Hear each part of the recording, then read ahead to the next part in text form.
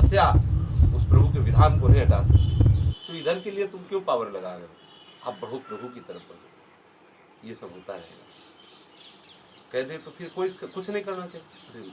ये तुम अंदर से सोच लो, आज से मुझे कुछ नहीं करना, जो कराएंगे प्रभु करवा लेंगे, अपने आप होता रहेगा। अपने आप जो आज तुम कर रहे हो वो भी प्रभु की ही इच्छा से कर रहे हो, लेकिन स्वीकृति ना होने के कारण, अहम के कारण तुम उसके दुख सुख के भोक्ता बन गए हो।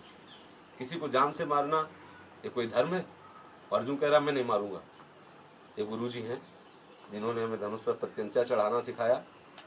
ये भीष्म जी हैं जिन्होंने उंगली पकड़ के चलाना सिखाया। ये कृपाचार्य हैं जिन्होंने हमको प्यार किया। ऐसा जो बलवान आ गया हमारे पीठ दे दे, अरे काल का भी महाकाल है, कोई इसके आगे बोल नहीं सकता, सही सब सामर्थ्यशाली। अब भी भैया क्या परेशानी, अब क्या चाहिए तुमको? अब अगर तुम दुखी हो रहे हो तो अपनी मूर्खता से दुखी हो रहे। ऐसा मालिक मिल गया है तो हम कहीं एकांत में हो, कोई आ जाए, एकांत में हो, पहले वो होगा जहां आप एकांत होगे, पहले वो वहां विराजमान होगा। आपके जाने से पहले, आपके पैर रखने के पहले वो वहां विराजमान है। कि भय किस बात का? हर समय अनुभव करो कि मेरे प्रीतम मेरे साथ है। और जब मेरे प्रीतम मेरे साथ है तो दूसरा कोई है ही नहीं, दूसरा कोई कुछ कर ही नहीं सकता, कुछ है ही नहीं। जब ये बात साधक ये बात सोचता है और सिद्ध पुरुष को अनुभव होता है, तभी तो कहीं को उसका बाल बांका नहीं कर पाता। बड़े बड़े विघ्न उसके साथ नाटक में देखो, लीला देखो, बड़े बड़े विघ्न भक्तों के साथ किए जाते हैं। कहीं कोई उनको गिरा पाया अपनी स्थिति से? वो बस इसी स्वरूप को देखते रहते हैं। जिसे संपूर्ण जगत से द्रोह करने का पाप है, बड़े साधु सेवी हैं। ये अंदर आकांक्षा है, ये मान है। ये जब तक रहेगा तब तक हमारे अंदर रस की उत्पत्ति नहीं हो पाएगी। मान और परिहरि मान मोह मद है, परिहरि मान मोह। अब देखो मोह क्या है? शरीर और शरीर संबंधियों का, कि प्रभु आपकी सेवा भजन तो सब कर रहे हैं, लेकिन मेरी जो पत्नी है, मेरे जो बच्चे हैं, मेरा जो परिवार है, ये इसको कष्ट नहीं होना चाहिए। मोह किस बात का?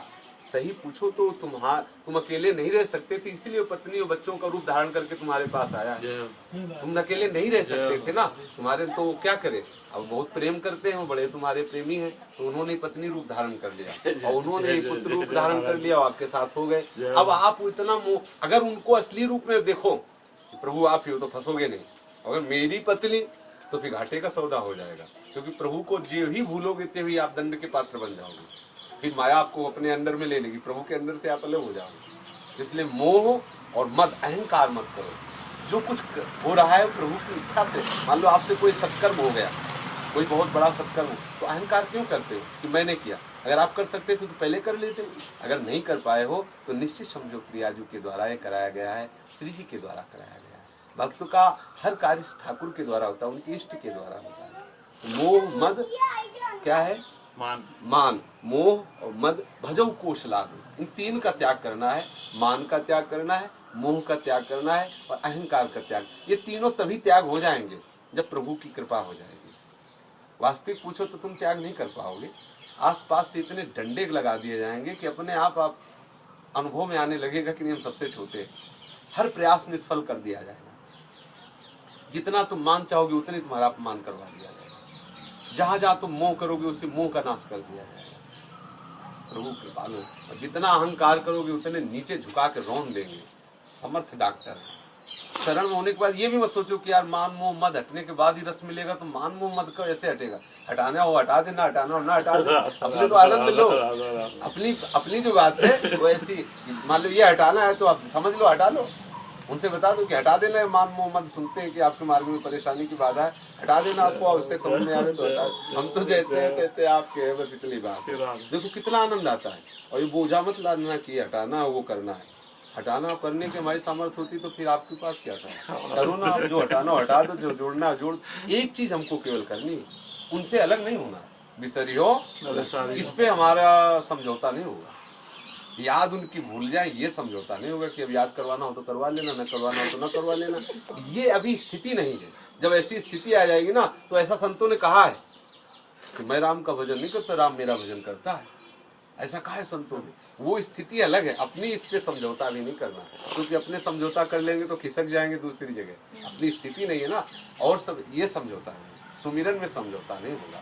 सुमिरन तो बस यही चित्त में है कि बिसरियो ना बिसारियो, ये बात में, और सब ठीक है, इस पे कभी समझौता नहीं करना। आगे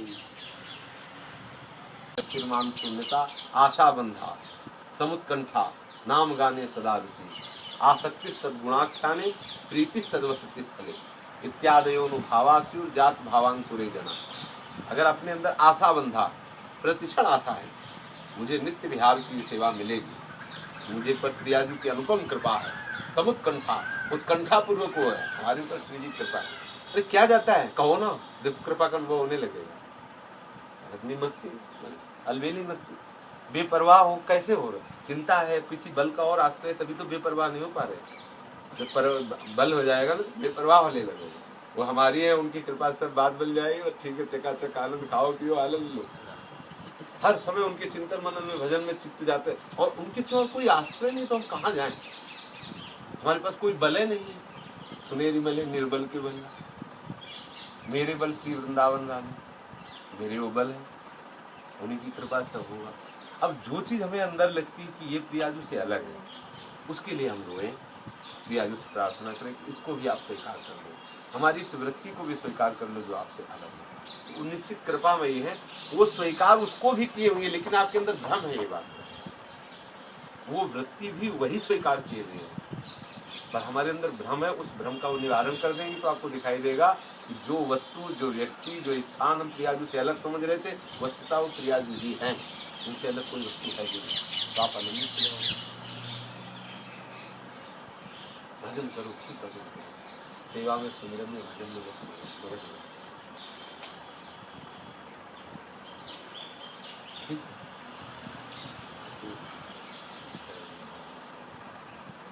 प्रसन्न रहा करो, स्वार्थ परमार्थ समर्पित कर दो श्री जी के चरणों, क्या बने क्या बिगड़े। जब तक अपने कल्याण की इच्छा है तब तक प्रसन्नता नहीं टिक सकती। जब कोई चाह ही नहीं रह गई कल्याण